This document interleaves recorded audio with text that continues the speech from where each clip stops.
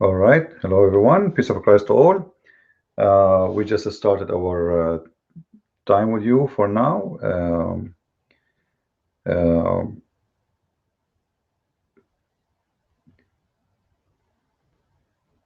I decided to do it actually now because there's many who live in Europe or who live in like in Asia, etc. They are not always able to be with us because we do it in a good time for America.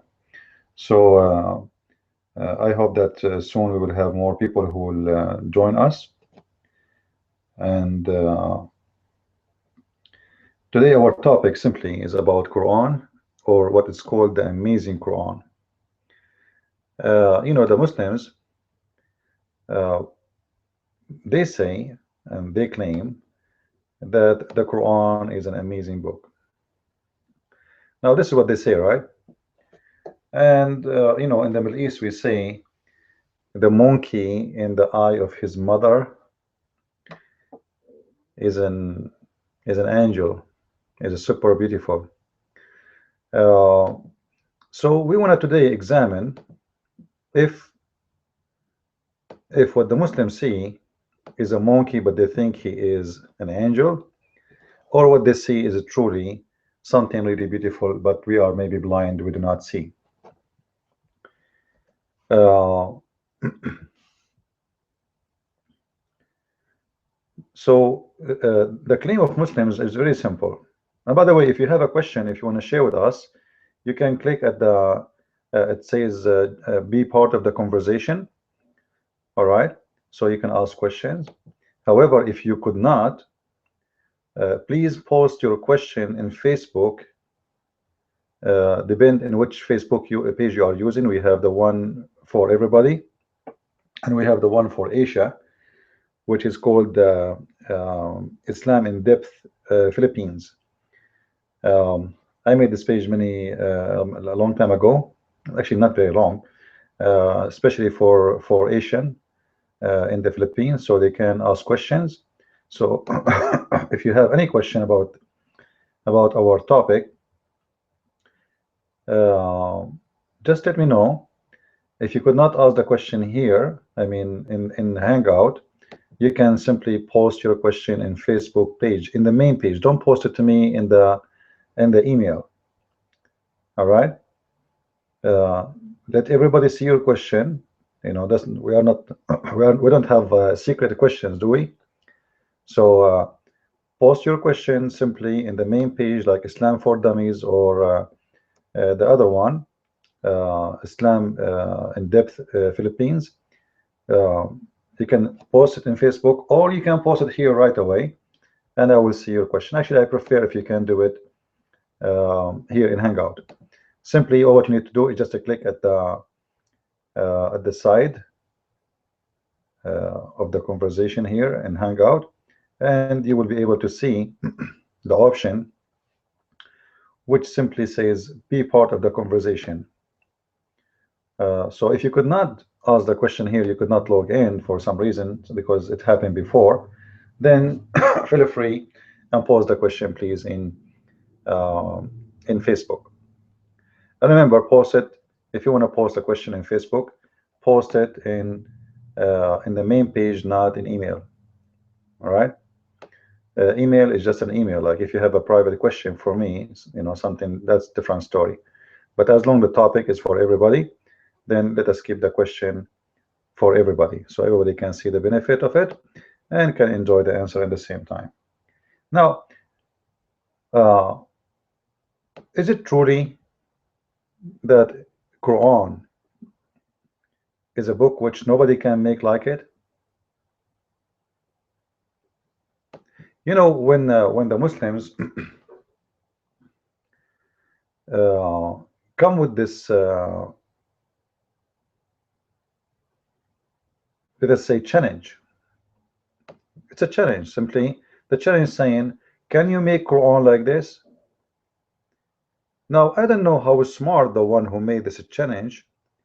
For me, I don't see any intelligence there, for very simple reason. Uh, the challenge is about what? Is it about language? Is it about science? Is it about you know it's about what? You know, I'm just trying to find out. Islam, when Muslims they make a challenge about the Quran, the challenge is about what? If it's about Arabic, it's very funny and very stupid to say, I challenge you to make Quran like it in Arabic. This is challenge only for the Arab or for the non-Arab? If this challenge only for the Arab, I can say to Allah a very simple answer. I challenge you to make any poetry like any poetry is made by the Arab. You know, the top 5 poetry men in the history of Arabia are Arab Christians, in case you do not know. Maybe this is a surprise to you. The top 5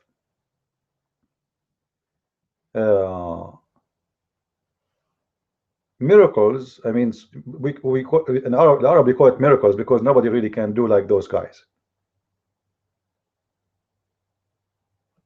Nobody can do like them when it comes to Arabic.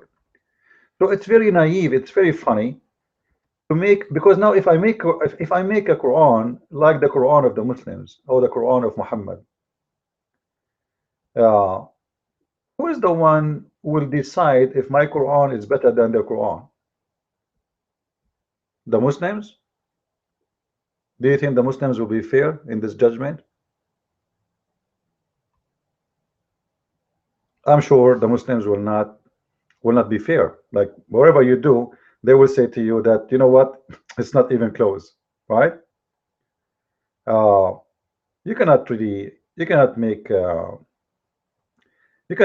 like this. So you show them that you can, and then whatever you do, they will say no, it's not really accurate, it's not correct, and there's mistakes there, and you know, it's impossible. You cannot do it. So here we have a dilemma about how we can prove to Muslims that the argument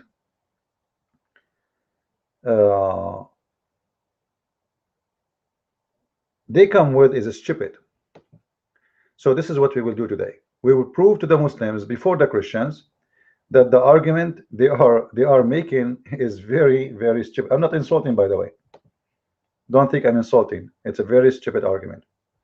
So the Quran says clearly that you cannot make Quran like this.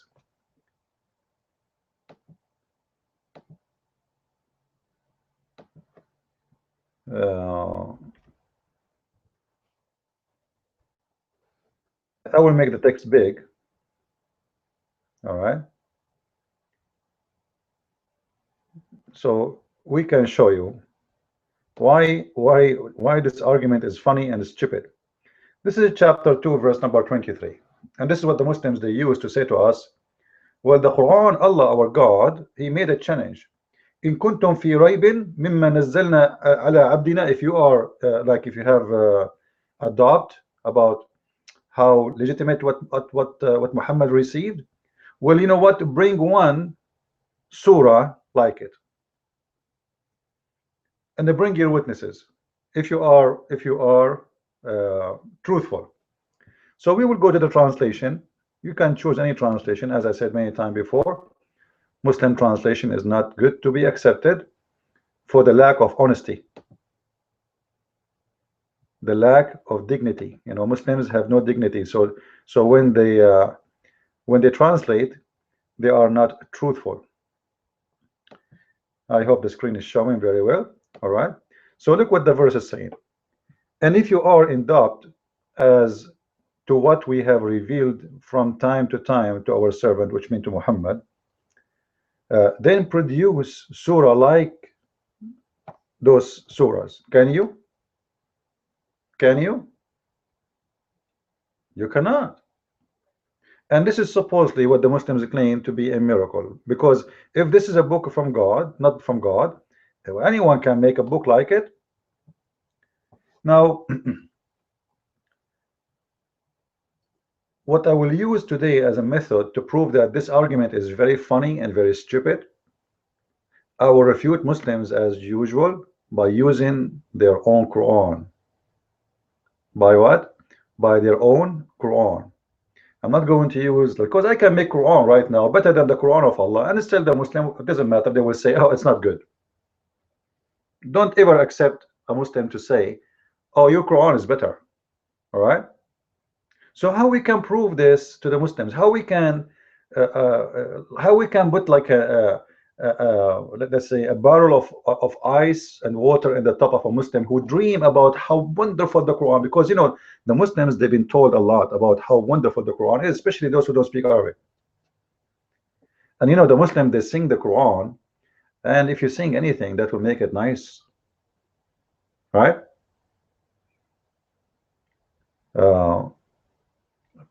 Music is beautiful, right?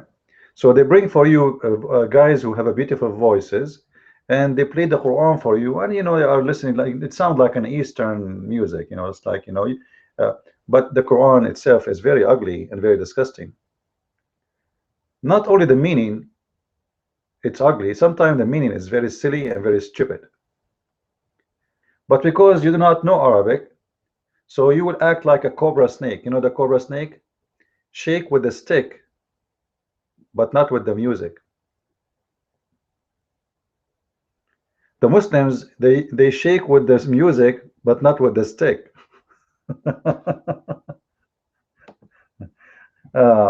Anyway, don't forget, if you have a question for me regarding this topic, please, you can click at the video. It says be part of the conversation or the topic, and you can ask me your question if you have any. So now, how we can prove this to be false? If we go back up in the page again, I hope you guys, you will take your reference and you will take notes. This is a chapter 2, verse number 23. I'm going to use the same chapter to prove that this is a stupid argument. Do you believe it?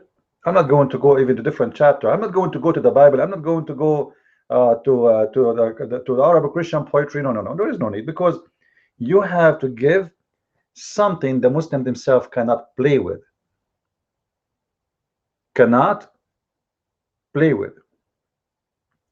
So we start here from verse number 2, chapter 106. In chapter 2, verse 106, and we will go to the translation.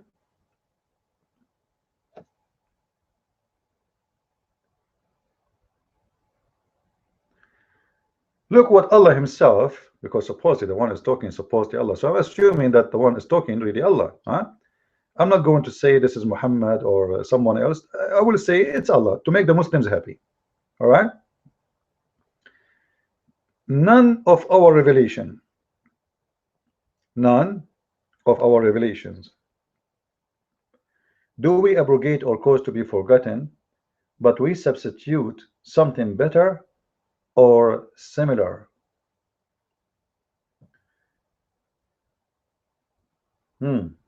Interesting.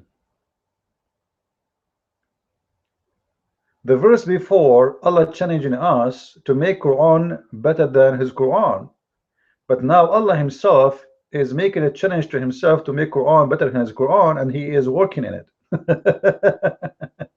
Because look what he's saying. None of our revelations do we abrogate. So what Allah is doing, he abrogate. Now what the reason for abrogation? Or cause to be forgotten. Okay, what is the reason to cause it to be forgotten? There's a reason. Let us see what the reason. But we substitute something better. Allah will make Quran better than his Quran. That's a good one. Allah is going to make a Quran better than his Quran. Like, come on. Like now we have two tables. In the right table we have Allah number 1, and in the left table we have Allah number 2. Now Allah number 1, he make Quran, and then Allah number 2 make Quran, and then you will see who is making better Quran. And the one who make better Quran, his Quran is stay, and the one whose Quran is not good, we make it to be forget him. That is the most funny, stupid argument ever he can come with. Because if God is perfect, if God is perfect, and I think Muslim, they will say to us that their God is perfect. Don't you Muslims? Don't tell me Allah is not perfect. Come on. So if Allah is perfect, how come his first Quran is not good, so he will make second Quran it's better? Like what happened to Allah when he wrote the first Quran? He was not like he have a lack in sleep. Maybe he was drunk. He came late from party. He have headache. He drank too much beer, like beer, huh? And he made Quran. In the morning he woke up. Man, what this Quran is about? That's horrible. So let's change it.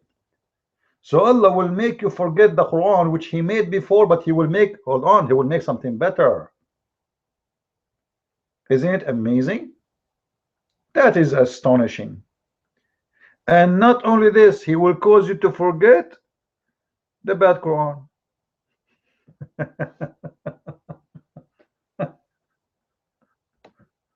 That is really something, right?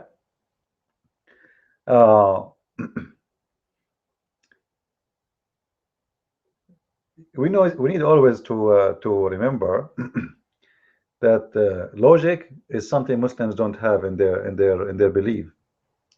And in here, even the normal logic is like it's really, there's a lack of logic. Yeshua is asking, isn't it Quran eternal, made from the beginning of the word? Yes. And here actually this will cause a dilemma about there's something in the Quran is called al-Lawh al-Mahfuz. So Allah supposedly he have a Quran which is reserved in a Lawh al-Mahfuz, which is a preserved tablet. All right. So if Allah preserving his Quran,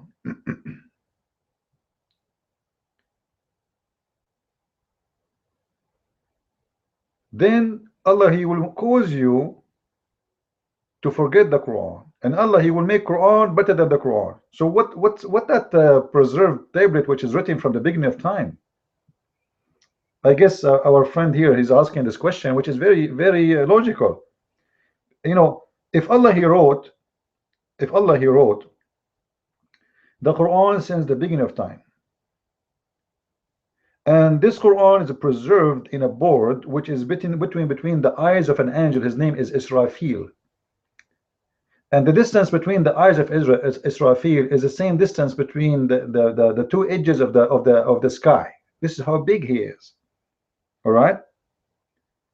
And then he says to us in the chapter of Al-Buruj, which is chapter I believe 85, I think, verse number 22, that Allah he preserved the Quran in a preserved tablets. Then if you are saying to me, as we see in the screen, you are going to cause me to forget the Quran, what about the preserved tablet? And why you have a preserved tablet anyway if it's not final? Because obviously you are doing editing, you are going to do proofreading, you are going to do adjustment. So what the point of this tablet anyway? And you know what, when somebody says to us that God he preserved his book in a preserved tablet, he wrote it for himself, we need to ask ourselves first, why even Allah he have such a tablet? Like, you know, I write your phone number if you give it to me down because I need to preserve it for a very simple reason. I have a lack of memory. I'm a human being. My memory will suffer from lost. So if you give me the phone number right now, I will lose it. If you say something to me, I will forget it. So what we do, we write it down to preserve it. Like God, he wrote the tablet for Moses, but this was for Moses, not for God. In the case of the Quran itself preserved with Allah in a tablet, which is going to question the nature of Allah for me. Because if Allah is God, he do not need to preserve his words in a tablet, because simply he is not like us. He don't forget.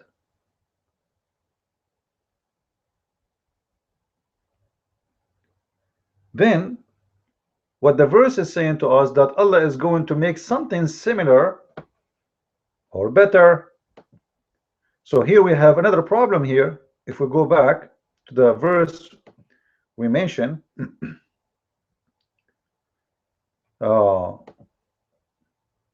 oops, we went out. Hold on.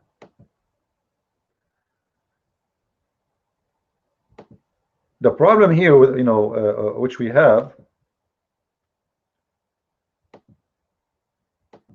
Allah will make something similar or even better. Now, we explained the better, that it is funny and stupid. But what about the similar? That's a very funny, stupid thing to say. And I will tell you why. Let us say I built for you a house, and this house have 4 bedrooms, 2 bathrooms, big nice kitchen. And then one day I come to you, I says, you know what? I'm going to destroy your house and I will give you something similar. Isn't it stupid? Seriously? Hold on. If it is similar, why you want to destroy it? You know what I mean? If it is similar, why you want to destroy it? Again, guys, for those who they are reading with us, we are reading actually chapter 2 verse 106. All right, you can go to any translation you want, which all of it is false fiction translation. I don't accept any of them. All right, but always I use Muslim translation, so they cannot say, oh, he is playing with the translation, Yeah, but in my books you will notice I use both translation, mine and the Muslims. So when we see here, Allah says he will cause you to forget a verse, and then he will make something similar. Isn't it really stupid to do that? If it is similar anyway, why you want to cause us to forget it? Any Muslim can explain to me? If it is similar, why you want to cause me to forget it if it's similar? Like, I understand the point of better. Allah, he made Quran yesterday. He found that he is wrong in that Quran. He want to correct himself. He was drunk. It was hot, and he did not have watermelon around. So he made a bad Quran. So second day he want to make a better Quran. Okay, all right. But now Allah will cause you to forget the Quran, and after he causes you to forget the Quran, he will give you similar Quran. That is the most crazy thing ever I heard. I'm going to burn your clothes, I will give you similar clothes. So what the point? Why you are burning my clothes? To give me similar clothes.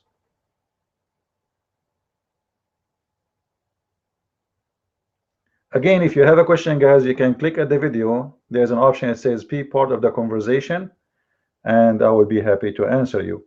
If you could not join, simply you can go to our Facebook page and you can post your question in the main page.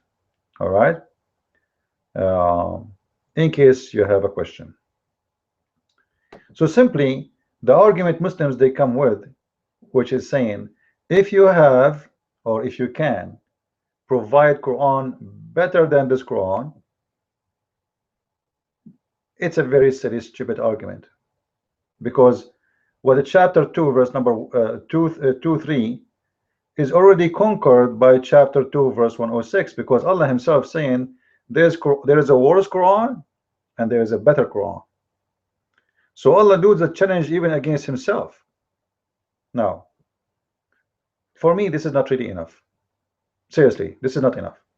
I wanna get more solid proof against the Muslim claim, because still this is not really it's not enough for me.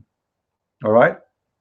So what we will do now, how we can prove to this to the Muslims, because Muslims they say, oh, you know what, Allah here he abrogate the Quran, so he will make something, you know, you are taking it in literate way, etc. It is literate way. Allah saying it in literate way. And by the way, the real reason for Muhammad to make this verse here, that Allah will make Quran better than the Quran, or any verse he caused to be forgotten, because the prophet of the Abdul himself, he keep forgetting verses he mentioned before.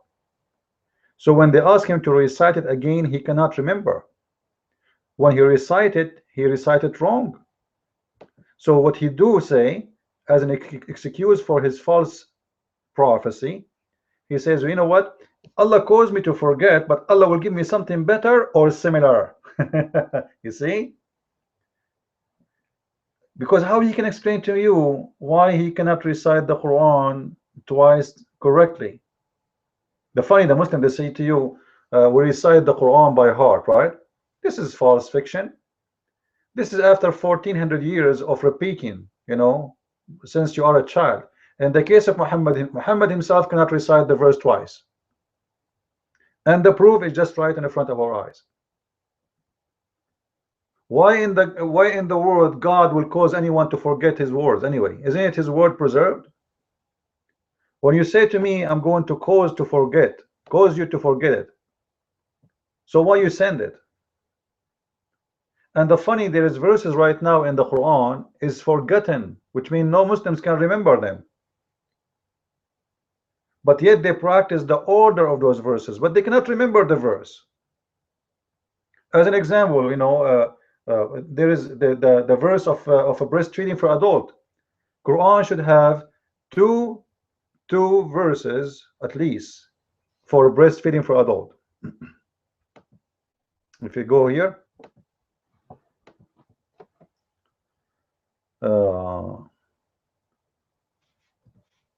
let us see, we go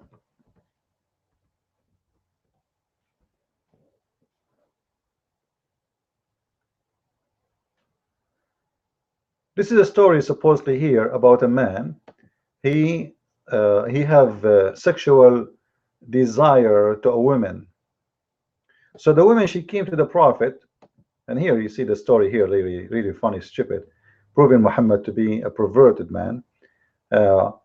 He says the messenger of Allah, she came to him, this woman, her name is Sahla bint Suhail, all right, reported that Sahla bint Suhail came to Allah apostle, and she said to him,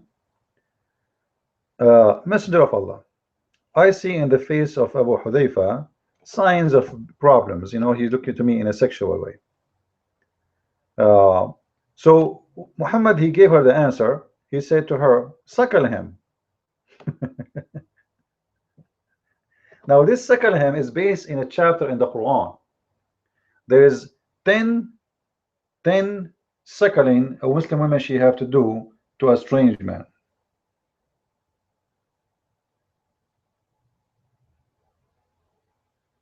10 suckling until he is satisfied. Now look what the woman, she said to him. She said, how am I going to suckle him and he is a grown man? Allah Messenger said, I already know that he is a young man. It doesn't say that in the Quran, in the Hadith. Just to show you how Muslims they give false translation. Look, the first verse here translate, he is a growing up man. Do you see it? Do you see it?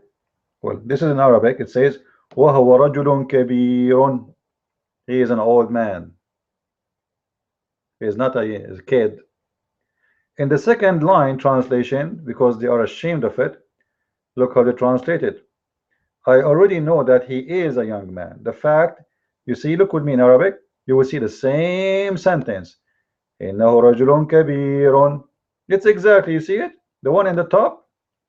You see it? This is why I say always, don't ever trust an Islamic translation. Hypocrite, liars, deceivers. Don't ever. Like, to trust an Islamic translation, you have to be really like a fool. it's not smart to do so. All right. By the way, I'm using this account today, the other account in Facebook. Please subscribe. I did not use the other one. So subscribe to this one, because this is in the future will be my official one. All right, we are trying to move the number of subscribers from other accounts to be here with us. So please subscribe, and don't forget to be like, so we can be updated always when we go on air or we post a video, etc. Now we go back to the topic. So there's verses in the Quran, they are gone, and the Muslim, they say to you that the verses are gone, they are forgotten, but their orders stay, which is very funny. Why somebody want to make a verse forgotten and keep the order of the verse? Okay, how you can, what do you mean follow the order of the verse? Like stoning to death. Stoning to death is gone from the Quran.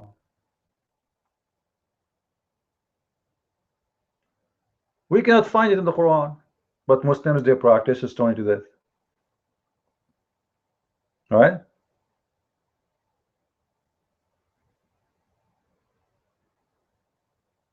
Here, actually, let me show you this hadith here, just to show you that how Muslims, they lie in the translation. You remember in the other hadith, they say the translation, he is young. Does it say that? All right. Look what they translate here. She, Sahla bint Suhail, said, he has a haired? What a haired? What is that? In Arabic it says he have a beard. He have a beard. In the translation, it says فقالت إنه ذو لحية. إنه ذو لحية. He have a beard. In the translation they say he has haired. What is that? He have a beard. He have a long beard. This guy is a man. Unbelievable. Anyway, so those verses are gone, and we cannot find them no more. All right. And actually, you will see that later, this Aisha herself, she used to order her sister, as you see in this hadith here. She ordered her sister. All right, if you see with me here, she ordered her sister to give her breast to any stranger who want to get into her, which means the sister is sitting outside like she's her secretary. So let us say I want to go and see Aisha. The sister of Aisha, she will give me her breast, and I will suck it 10 different times until I am satisfied. I don't know what does that mean. And the funny, by the way, Muhammad is ordering a woman to give her breast to a stranger to cool him down. This guy is horny. I never heard of a woman, she gave him her breast, he calmed down. That's weird. That's not what will happen. A woman, she gave her breast to a stranger and he cooled down, and he liked her already, he want to have sex with her. That's the madness. And then you will see Aisha, she is ordering her sister that anyone who want to enter upon Aisha, he have to suckle from the sister of Aisha. All right.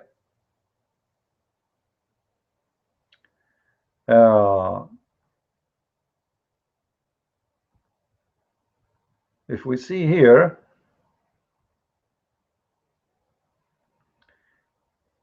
look how the translation is false again. In here in Arabic it says يدخل عليك الغلام الأيفع. الأيفع, speaking about a young guy, not a boy. This is not a boy. Yafa in Arabic, we say Yafa for someone, let us say he is 16, 17, this is Yafa, like let's say he is he's almost like he's passing the teen age to be a man. This is why actually he's a man already. This is why it says in the other hadith that he have a beard. All right.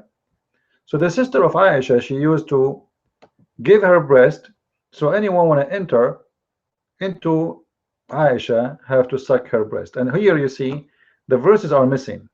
Like if you read with me here, actually this hadith here is speaking about entering upon Aisha, but this is simply here for men with no question about it. Any man when I enter into Aisha, he have to suckle from the sister of Aisha, which her name is Kulthum, the daughter of Abi Bakr. All right. So anyone when I enter to Aisha have to suckle from the sister of Aisha 10 times. Now where is the number 10 times coming from? Because simply this was a verse in the Quran, and now we cannot find it. And I am sure, like the Muslim, they say that a goat ate the verse. A goat ate the verse. And this is actually another problem for Muslims, because if the goat ate the verse, then how you say to me the Quran is preserved? I challenge the Muslim to show me where we can find the 10-time suckling verse and the 5-time verse of suckling, because later there is another verse came and the 10 became 5.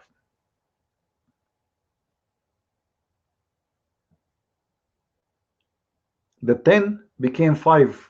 So there is 2 verses, one verse for 10 suckling and one verse for for 5. But we cannot find the 10 verse, the 10 suckling verse, and we cannot find the 5 one. All right.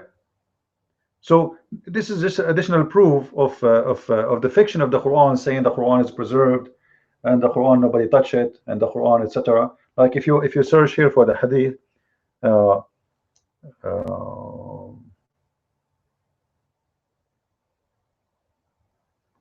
you see here, if you see here with me here, it's speaking about the 5 suckling.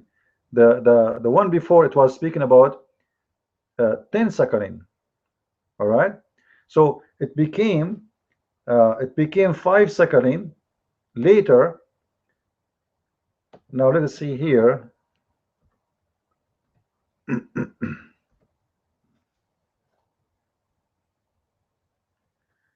This is the hadith here about the goat eating the Quran. A goat ate the Quran. If you read with me here, actually this story here mentioning 2 verses is missing from the Quran. Actually 3 verses. The verse of 10 suckling, a verse of 5 suckling, and the stoning to death. Look what it says. Again, guys, just to remind you, if you want to ask me a question, you can click at be part of the conversation, and you can post your question for me, and I will be happy to answer you. All right. And if you could not log in, you can post your question in Facebook. As simple as that. Our Facebook is in the info of the page. Okay. So if you have a question for me, feel free to post to.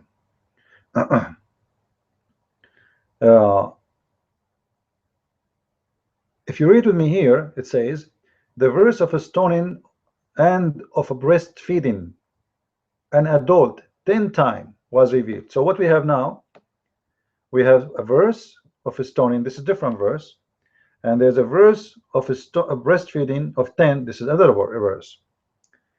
And the paper was under my pillow. Where the paper was? There was a paper under my pillow. Actually, I don't believe there's any kind of paper at that time. There's no papers for this is Arabia. People, they use leather to write in it. The paper, I don't believe it. This is really weird to say a paper.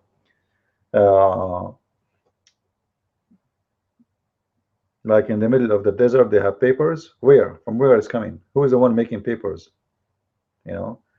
Like the Egyptian, they have, etc. But the Arab in Mecca, that's very hard to believe.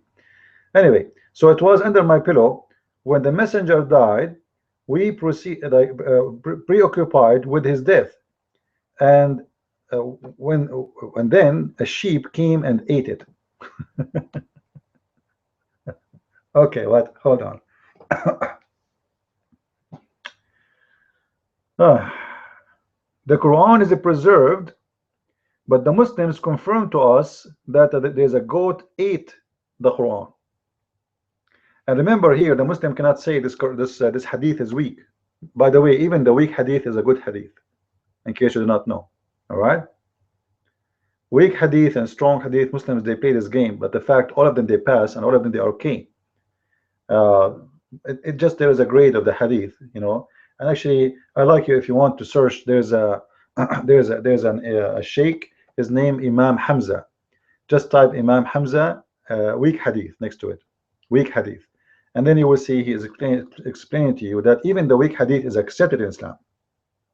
Is very accepted, not only accepted. However, this is not a weak hadith. This is a very approved one. It's Hasan. Hasan in Islam is mean fine. It's fine one. There's no problem with it. Here it says these verses were abrogated in recitation, but not a ruling. What do you mean? How you can abrogate a verse in recitation? You tell me.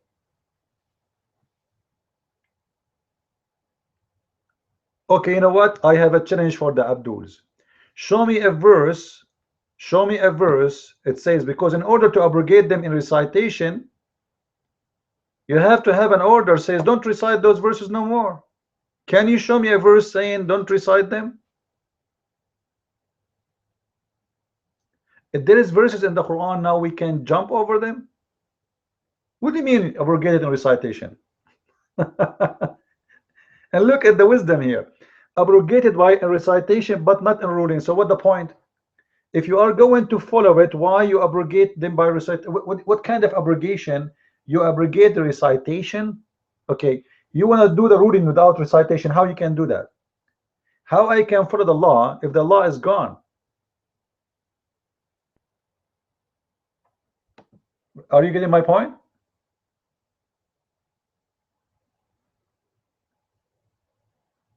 How I'm going to follow it if there's no law no more?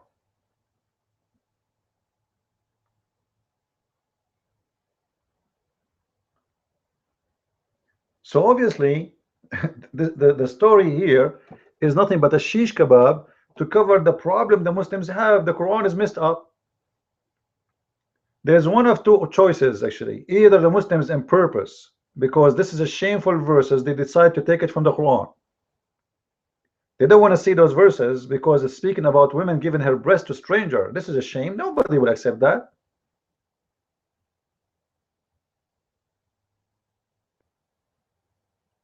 Few years ago, when the dean of the Islamic University of Al-Azhar in Egypt, he made a fatwa that any woman she go in the bus, she have to feed everybody in the bus. She have to give him her breast to everybody. Otherwise, she is doing haram. Everybody go crazy. He said, why you are going crazy? This is what the Prophet said. Actually, this is Quran. This is Quran. As you see, abrogate the recitation, but not the ruling.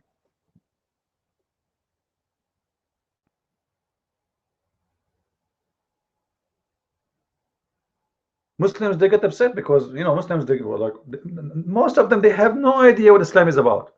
Even those who speak Arabic, they don't know how stupid this religion is.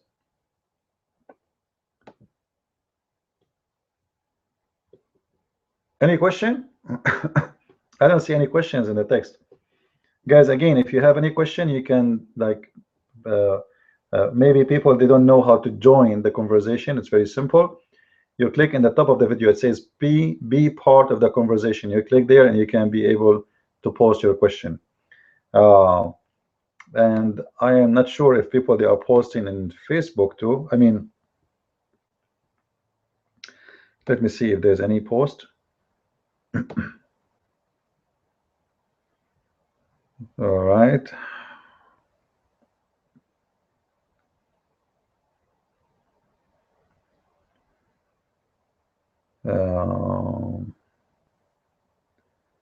Okay, I don't see any post. I see an email. Let us go to YouTube to see if there is anyone have any post for us.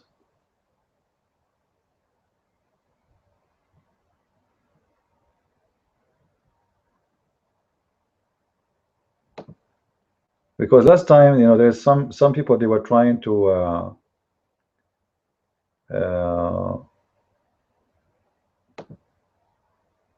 post on YouTube, but they could not. I don't know why. I mean, I'm not really sure what the problem. So let us do this.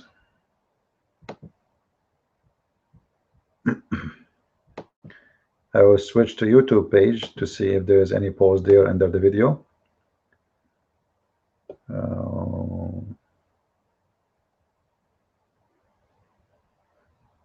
I see nothing there. Okay, let's go back.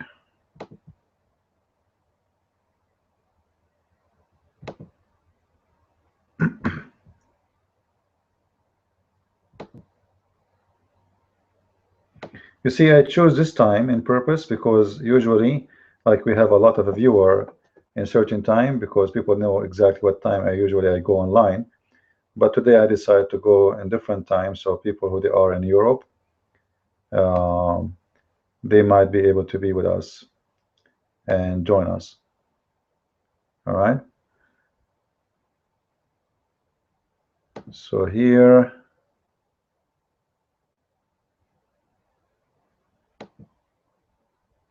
yeah, I don't know. I can't see really any post.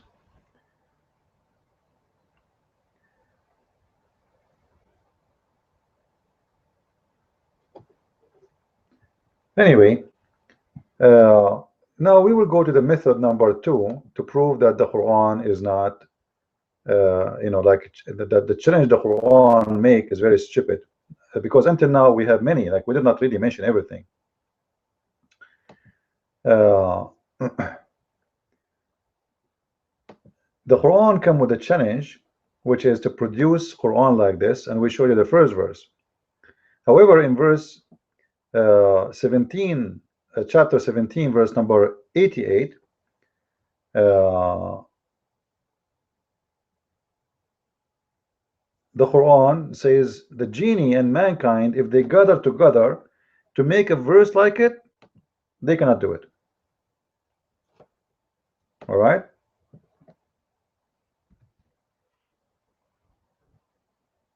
If the genie and mankind together, they decide to come together and they decide to create Quran like this, there's no way they can do it. All right.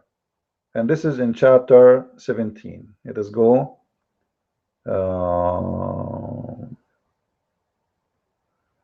Chapter, isn't it chapter 17? Oh, my memory is not going good. I think chapter 17. I believe chapter 17, verse number 88. Let us see here. English.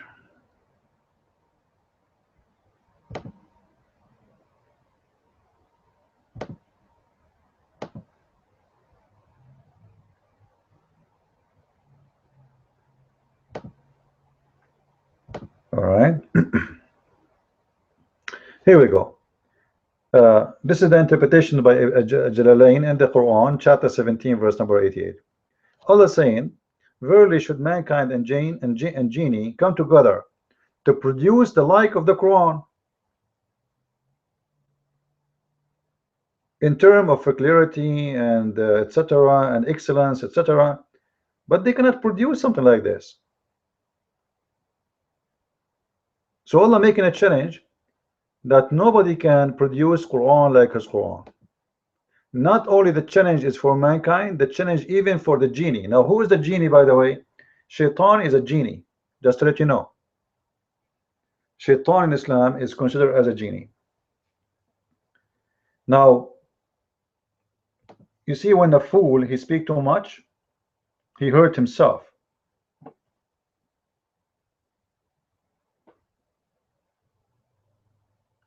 Yeah, people, they in Hangout, you have to select a question and answer in the showcase. Select question and answer. If the showcase is on, I will turn it off. Is it on? Because supposedly it should be off. I'm not sure. I'm not really too much familiar with this Hangout, the showcase thing. All right. Yeah, if you are already, if you log in, be sure you click at a Q&A, which means questions and answers. You know, turn off the showcase. Be sure you are in a question and answer, and you can post your question. Thank you for telling me, Yeshua. All right. So Allah is making a challenge here, says that even genie and the human, if they gather together, they cannot make Quran like this. We will take this challenge into examination, and we will see how smart the one who come with it.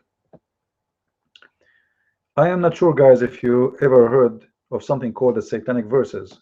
You heard of it before? There's a book written a long time ago, became very famous because the Al-Khomeini, he made a fatwa against the writer, which is Rushdie. The book is called the Satanic Verses. All right. In the Satanic Verses, simply, supposedly, Shaitan, he made Quran.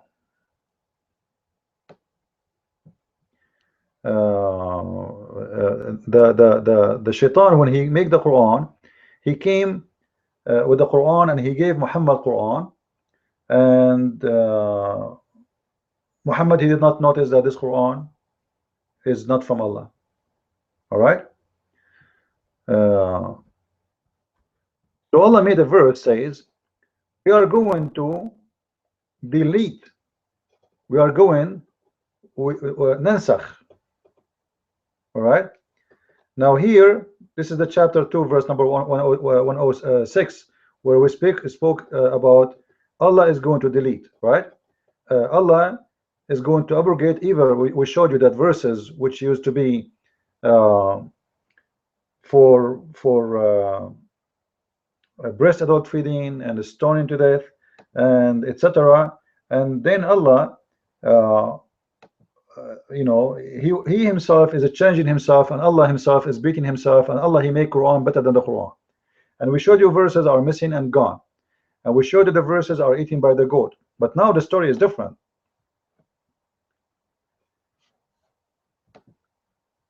The story here that Shaitan, when he gave verses to Muhammad, Muhammad did not notice.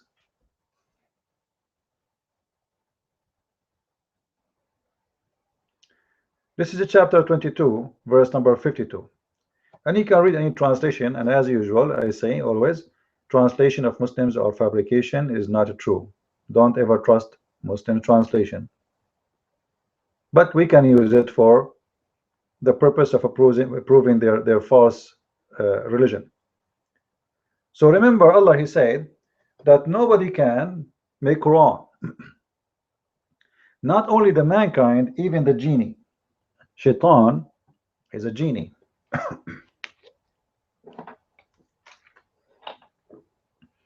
Time for some water. Shaitan is a genie, and this Shaitan, he gave Quran, and he made Quran. And guess what? Muhammad took the Quran, and he did not notice.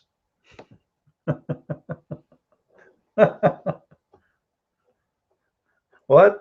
Yes, Muhammad took the Quran, did not notice. Now, listen carefully. Who can be best judge for this is a Quran from God or not better than Muhammad?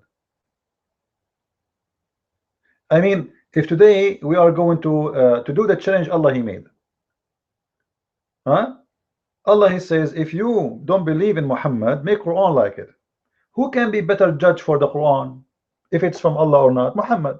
Nobody can be better than him. Supposedly he is the prophet who is the first one who received the Quran.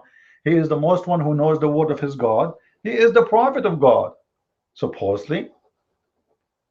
But what happened in this story is something very stupid. prove the Quran to be a stupid book made by a stupid God, and it's a fabrication and it's a scam.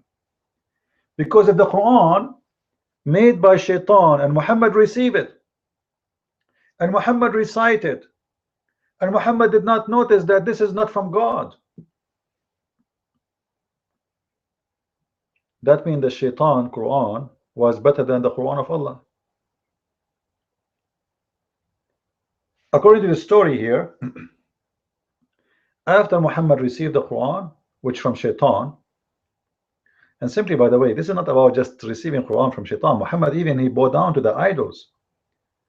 He was saying to worship the three daughters of Allah, which supposedly are pagans' idols. Muhammad went home, and after a few days, Muhammad received revelation, and this is the revelation he received: that whatever Shaitan he gave to you as Quran, I'm going to cancel it. All right. Whatever Shaitan he throw in your mouth of Quran, false Quran, I will take it off. But the question here, how Muhammad he received Quran from Shaitan, and Muhammad himself did not notice that this is not a good quality Quran? Like, this is madness. This is madness. Because if you see what the story happening here, it's not only the words. Muhammad he was saying it clearly, worship the three daughters of Allah. How come Muhammad did not notice that this is cannot be from God?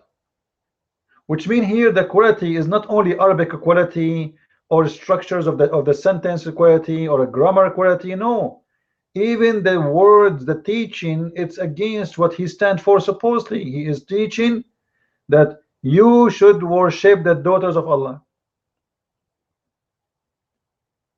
So if you go to the interpretation, chapter 22, verse number 52.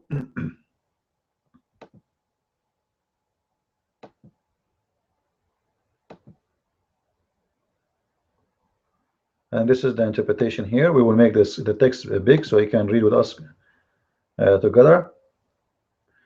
We will try to go to the book of Asbab al-Nuzul. Asbab al-Nuzul is a book which is that doesn't present all the verses, only verses which have a reason, supposedly known reason why it came to existence. This book speak about it. All right. So according to the book of Asbab al-Nuzul, as you see in the front of your eyes, Muhammad was reciting the Surah An-Najm, the chapter of the star.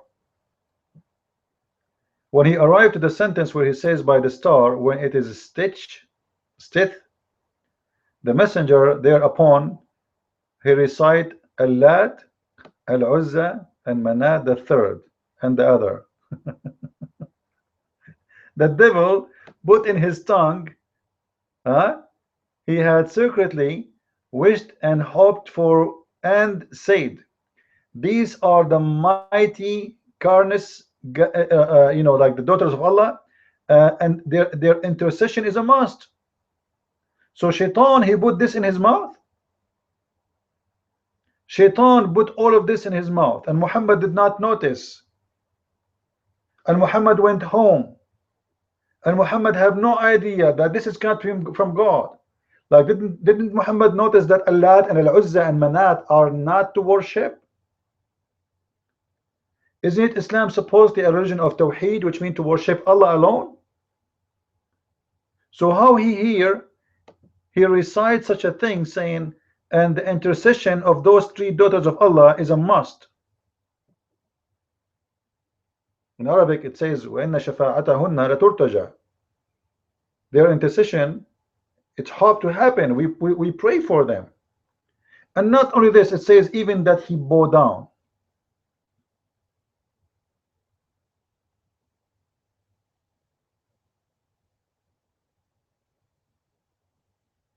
He bowed down. And those who they are witnessing are Muslims and non-Muslims. They are witnessing Muhammad reciting the satanic verses, and they bow down with him.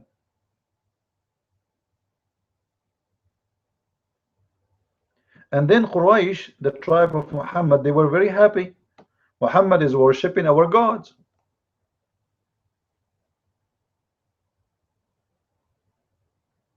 They were very happy.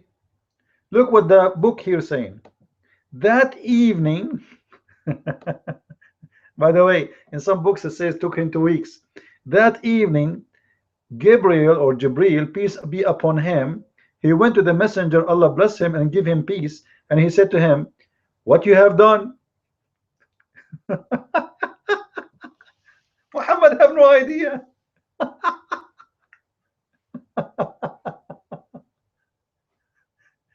The prophet of the Abduls, he have no idea what's happening.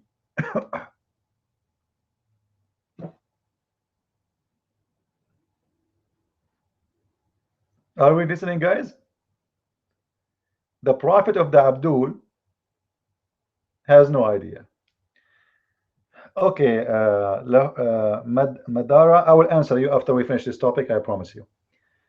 He have a question about how we can refute Muhammad to be not an illiterate man. That's easy. However, now, do you see the problem we have? Did you notice how the Quran make a challenge to make Quran better than the Quran? And he challenged the mankind and the genie, and genie is a shaitan. And then we find Muhammad himself, he recited the Quran of shaitan and he did not notice. He went home, he have no idea what's happening.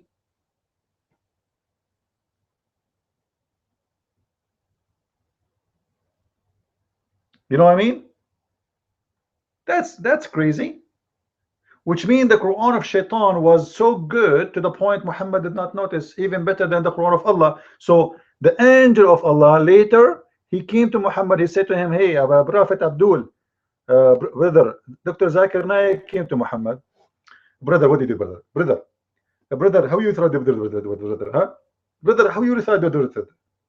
And Muhammad, like, what verses? Well, Muhammad, Habibi Muhammad, you know, come on, you know, Shaitan gave you those verses. Did you not notice?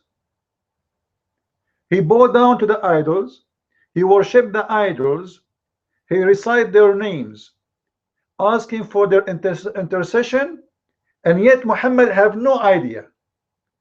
And the funny, the Abdul, they say to us, bring us Quran better than the Quran. If such a, this is a horrible thing happen here. It's not only the Quran can be made by anyone. Even saying such a crazy things can be accepted.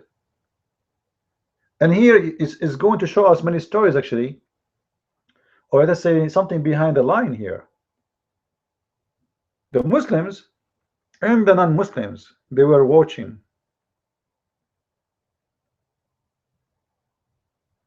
The non-Muslims, they were very happy and said, Quraysh said, they were happy with what they heard, that they said Muhammad has mentioned our idols with respect and worship.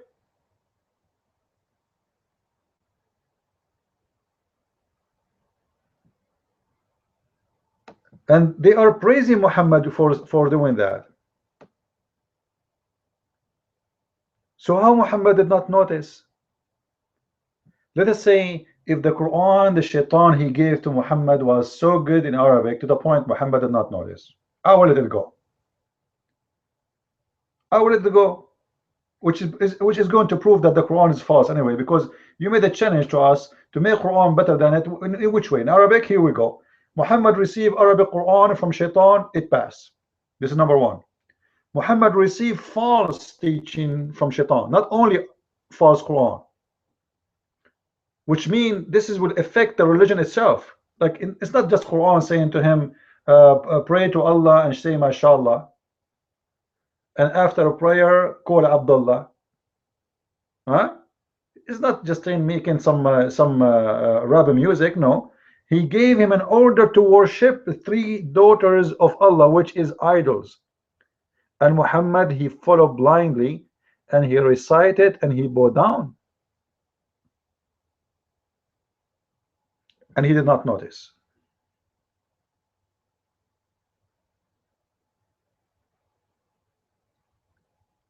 And this is how easy we can destroy the argument when Muslims they say, can you provide us Quran like the Quran? Well, already Shaitan he did, and Muhammad and your God Allah failed. And let me tell you what happened, guys, as I believe strongly what happened.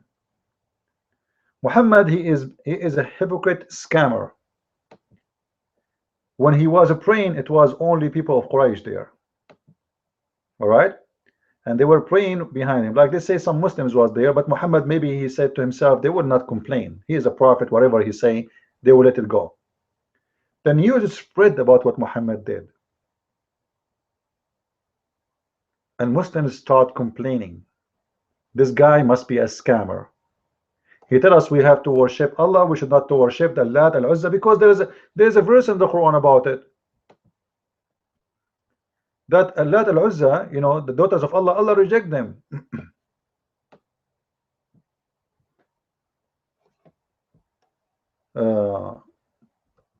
Allah refused to have 3 daughters. Sorry a minute, I think it's going to be here. Lat.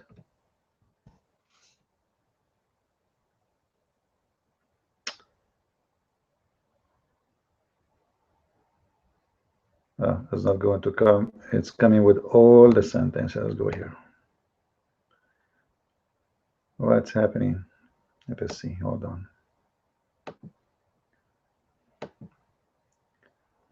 I think I need to clear my my history. Here we go.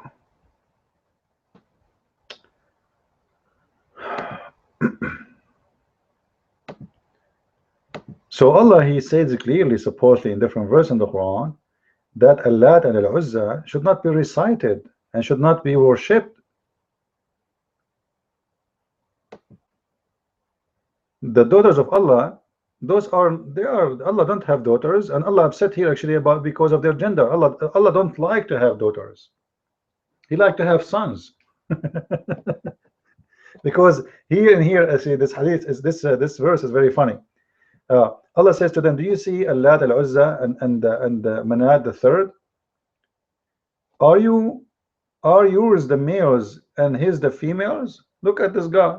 Allah is upset because the Muslims or the people of Quraysh, they took the males and they gave him the females. And then he says this is unfair, this is unjust. Very stupid argument. And then he said to us, can you make Quran better than this? So Muhammad he accept Allah al-Uzza, which already is rejected in the Quran. Muhammad he was teaching the Muslim we should not worship Allah al-Uzza, and then he recite that Allah and al-Uzza, it's a must to praise them and to ask them for intercession. Now I think with this we are done with this first topic, which is the major topic for us. Now we will go to the other question. Madara asking this question regarding how we can debunk the Muslims saying that Muhammad was illiterate. By the way, Muhammad was illiterate or not would not make any difference. Really would not make any difference, because if he was or he was not, still the Quran is a stupid book, as you see. But for us, we share the truth regardless what Muslim says. And by the way, Muslim scholars, those who have a great knowledge, they know Muhammad and they agree that Muhammad he knows how to write, how to read. Now let me show you why Muslims, you see there's a big distance between Muhammad and his followers today. You see the Quran and the life of Muhammad was not, or let us say even the interpretation of the Quran, there was no real interpretation, there was no real books about it, nobody explained the Quran. So there was a big time, like the hadith is collected more than 300 years after Muhammad's death. So there's a huge disconnect between Islam time when it started and Islam collecting what Islam is about. Like even the Muslim right now, they don't have original book of the Quran, not even one copy. You know, you remember when the Muslims, they were so happy about a page supposedly they found in the University of Birmingham in England. That page actually had nothing to do with the original Quran, because that page, the Arabic written there, it was with dots. If you look at me in the screen here, you will see the Arabic words have valves and dots and movement. Those we call them tashkil. The Arabic language at that time has none of those. There's no dots. You see those dots in the top here, in the top of the thing here, and those movement, they will not exist. So this is, you know, must be written long after. However, even that paper is not the same as the Quran exists today.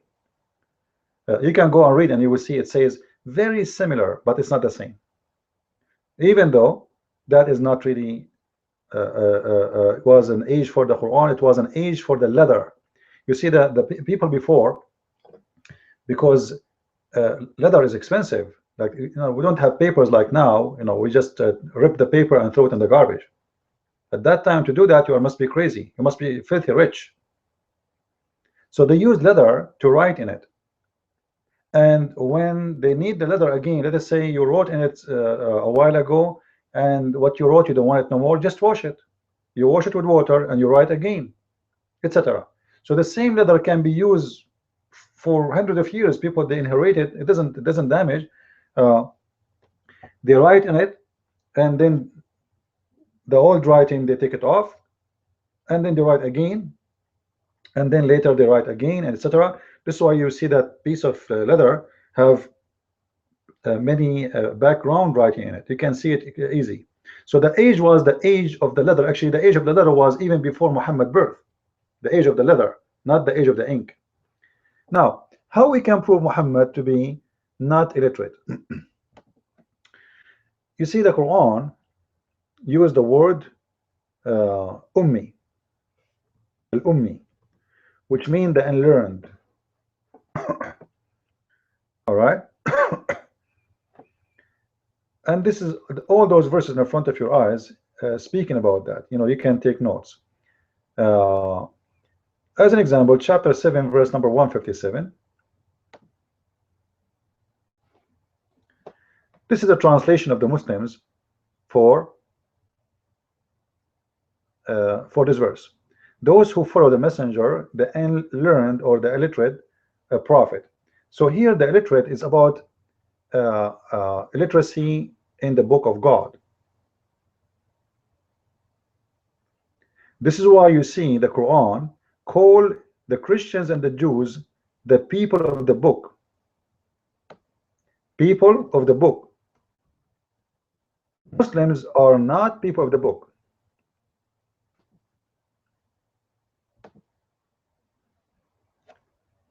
If we go to chapter 2, I hope what's your name, Madara? I hope you are taking notes.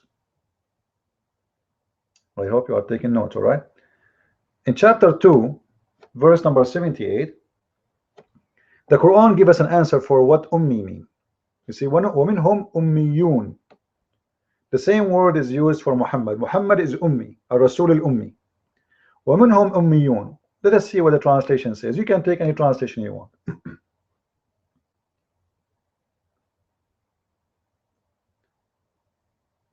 Look what the ummiyin is translated, as we say.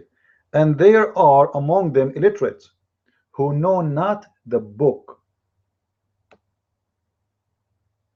So who is the illiterate? Is those who do not know the book of God. Illiteracy, this is a religious book, not a book of science. So the illiteracy here is you about not knowing the book of God.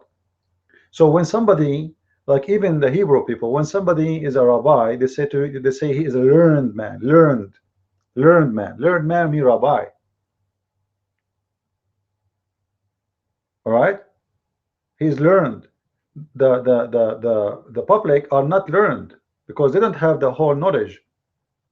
The scholars are the one called learned. So those who they are illiterate is those who do not know the book.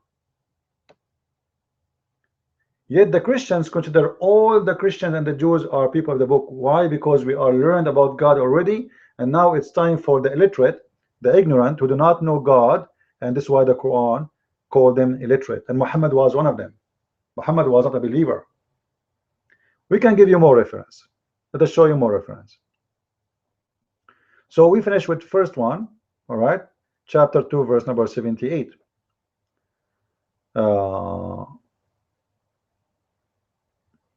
In chapter 3 verse number 20, we will see again the same story to confirm what we said.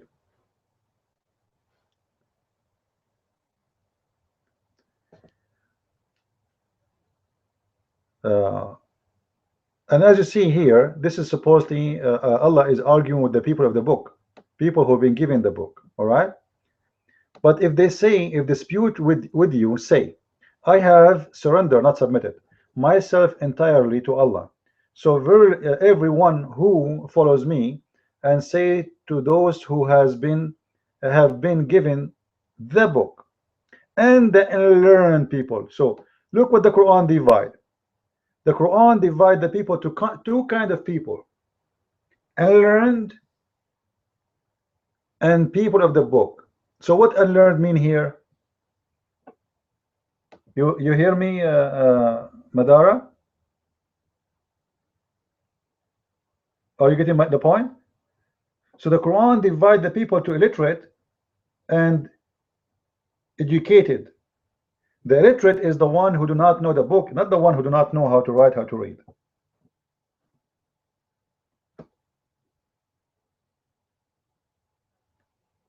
Are we good to go? Like, did I give you enough reference, or you want more?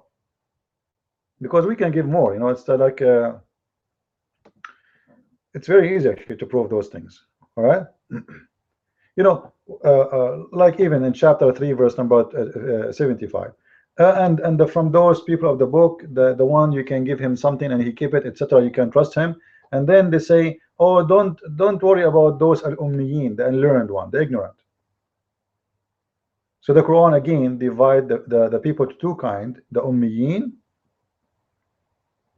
which is the one do not know about God yet, and those who've been given a book, Ahl al-Kitab.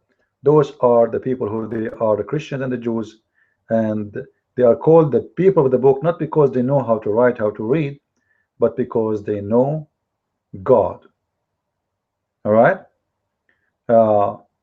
So you know, I think this is very easy, very enough to prove the point that Muhammad, you know, he was not really. The Quran never meant so. And now there is more hadith about Muhammad writing, you know, ordering them to bring him a paper and a book because you want to write. There's tons of hadith. You can search them in the internet. There's tons of them. But I prefer always to show the people from the Quran that what the Quran speak about, that those who do not know God. Now a Muslim who says to you, okay, why you are saying Muhammad is ummi, as unlearned about God, when he was a follower of Abraham? I'm sure all of you heard Muslims saying that Muhammad is a follower of Abraham. Now, is that true? Is that true that Muhammad is a follower of Abraham? That's absolutely false. Because the Quran says, stated clearly, that Muhammad did not know God and he was a loser. No? He was lost, and Allah guided him. Allah guided him to the truth, and he do not know what faith mean. He do not know what God mean. He do not know what religion mean. Muhammad was simply a pagan person. He was a lost man, and he do not know anything about God. Like even the Arab, by the way, before I show you the verse about Muhammad, oops, we went to the Arabic one. In chapter 48 verse number 14, you will see it says, the Arab, they say, we believe.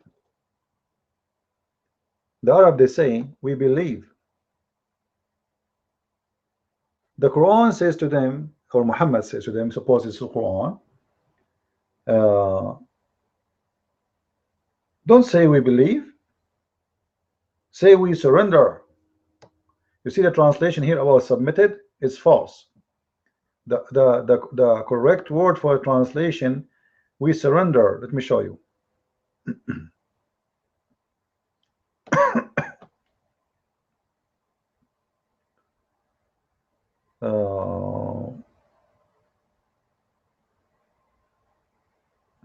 Yeah, here they come with a translation submit, which is false again. Let us see translation of Mahsen Khan.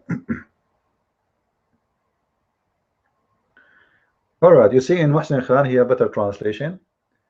Don't say we believe, huh? Don't say that. They said the Bedouin, the Arab, the Arabian, they said we believe. Muhammad said to them, oh, no, no, come on. You do not believe, say we surrender. Why? Because Muhammad, he forced them into conversion into Islam. Those people don't believe in Islam. They don't care for Islam. And Muhammad don't care anyway. He says, don't just lie to me. He says, you believe, you don't believe, you surrender. So Islam is about surrendering, not about believing. Muhammad have no problem with you to surrender without believing. You convert to Islam, you say the Shahada, and you don't believe, it's fine.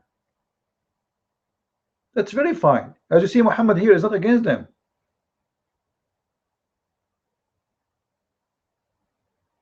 He have no problem with those people to be Muslims without believing, as long as they surrender.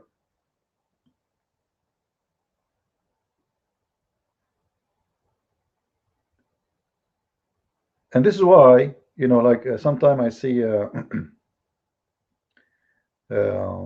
like Nabil Qurashi, David Wood, even sometimes brother Sam Shamoun, they used to say, I don't know if he correct himself or not, they say the word Islam means submit. That is a very bad mistake. Islam does not mean submit. Islam mean you surrender. You surrender yourself. You surrender yourself to Islam. Islam is an order. Islam is an order. The word Islam is an order to surrender, which means surrender. Like I'm ordering you now, surrender. It's not a word means surrender. It is an order of surrendering. That's why Muhammad, he sent letters to 3 kings saying to them, Aslim Taslam. Aslim Taslam, which means surrender, you will be safe. Taslam will be, you will be safe. You will not be killed. Aslim Taslam. As simple as that.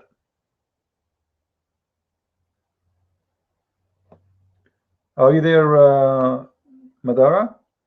Did I answer you? I don't see many questions here. Any other question?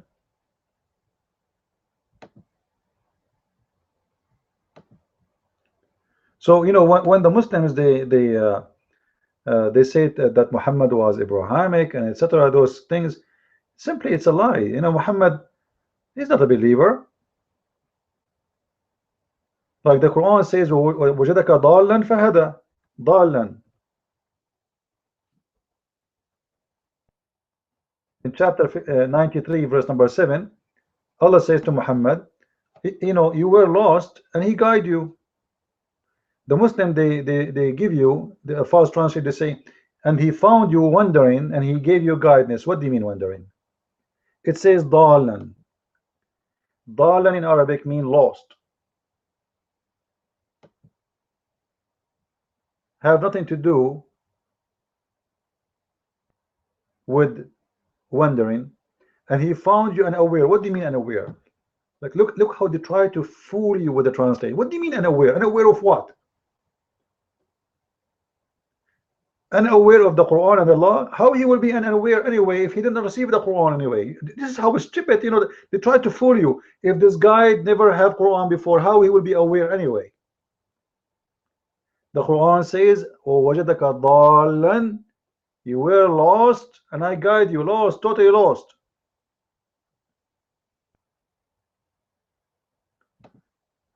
This is why always I say, don't ever trust a Muslim translation. Fabricators, liars, they will never give you a true translation. If they do, it must be my mistake. Look here, this is better translation. Look what it says. You see, even the devil make mistakes and expose himself and find you lost. What do you mean?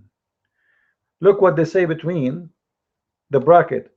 That is unrecognized by men. What do you mean not recognized, you idiot? What he have to do? What if people did not recognize me? What that have to do with lost? You see the deception? Muhammad himself was lost. If we go to the same chapter and we take it to the interpretation, chapter 93, verse number 7. Let us see.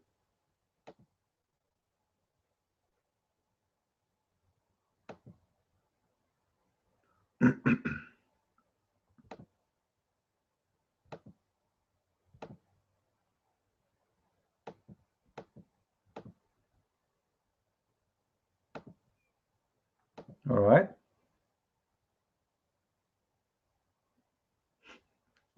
Look at the interpretation.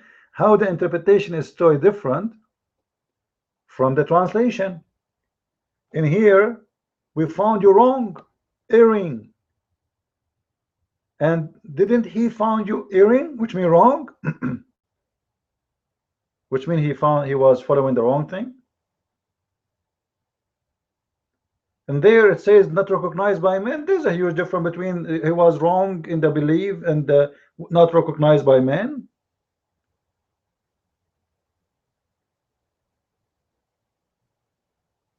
You see how they deceive? Well, Muslims, you will never find a Muslim is saying the truth. It's impossible. It's against Islam.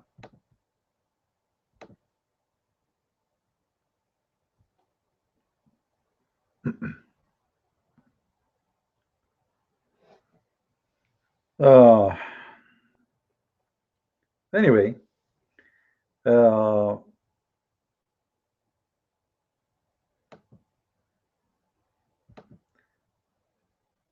there is many ways to prove Muslims to prove the deception of Islam, but Muslims, they take advantage because you do not know Arabic, and that will give them the upper hand. This guy, he do not know Arabic, so whatever we say to him, he will take it. Like what he know, how he can refute us. You know what I mean? How he can refute us? He cannot. What he know about Islam?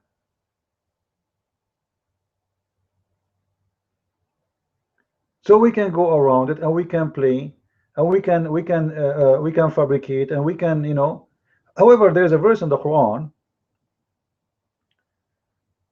My screen is off again. Hold on.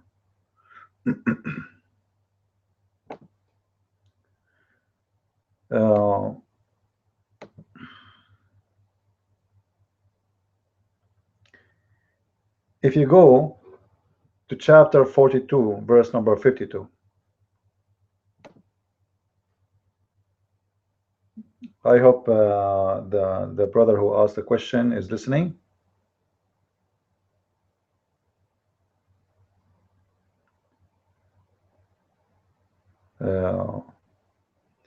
It says, and thus we have we by our command sent inspiration to thee. And by the way, Muhammad never received inspiration. Inspiration is God speaking to you in your mind, not delivering to you verses by a guy saying them to you. His name is Jibreel. That is not inspiration. Very stupid Quran. Let's continue. And it says, though knowest not before what was revelation and what was faith. So what the stage of Muhammad before the Quran arrived? What the stage of him? He know not two things. He have no faith and he have no revelation. What does that mean? He's a kafir. So when the Muslim, they say to you Muhammad was a follower of Abraham, it's a big fat lie. Because if he is follower of Abraham, how you say he have no faith? Isn't it the faith of Abraham is the faith of Islam? Isn't it Abraham is a Muslim? If someone is following Abraham, as Muslims they claim, he is a Muslim. But the verse in front of us saying, that Muhammad do not know anything about any revelation from before, and he have no faith. You know not what is revelation, and you know not what is faith. Like, how strong the evidence can be more than this, that Muhammad is a kafir?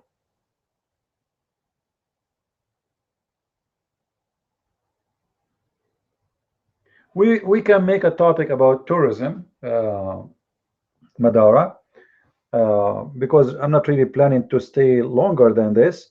I wanted to share with you guys today just a thought about how to debunk the Muslims regarding the Quran. Nobody can make like it, and I believe we give enough proofs to prove this argument to be stupid and naive. So the target of doing what I'm doing is to arm you with knowledge, as simple as that. All right. You can share my videos, and please don't forget to subscribe, and ask your friend to subscribe to our channel, invite more people, and let us spread the truth. All right.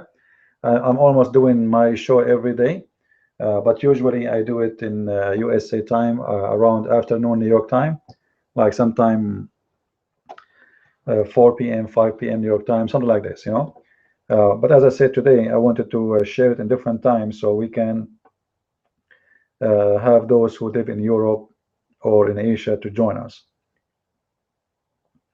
So maybe tomorrow, Madara, if I have my show running tomorrow, you can come with more questions, and everybody is welcome to bring all the questions you have. By the way, even if you're a Muslim, even if there's a Muslim, he want to come here and challenge me, I would love to take his challenge. Even we can make a live debate, live challenge, not just text. I don't like to challenge Muslims by text. Would be nicer if we do it by voice, and we show reference and proofs, and that will be very exciting, right? And you guys just sit, watch, and enjoy your popcorn, because it's going to be very nice, but for us, not for them.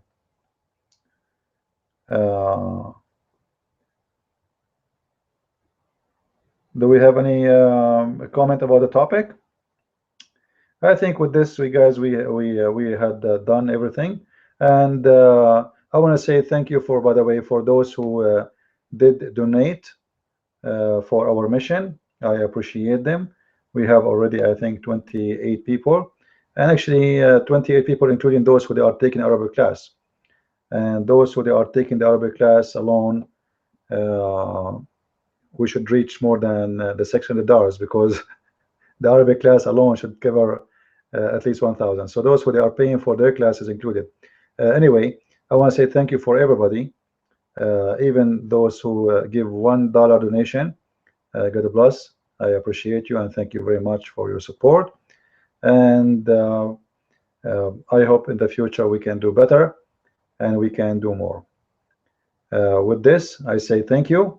God bless, and see you very soon again. And don't forget, if you ever miss my channel, like something happened to my YouTube, etc., underneath of the video info, there is my website, investigateislam.com, and there's our Facebook.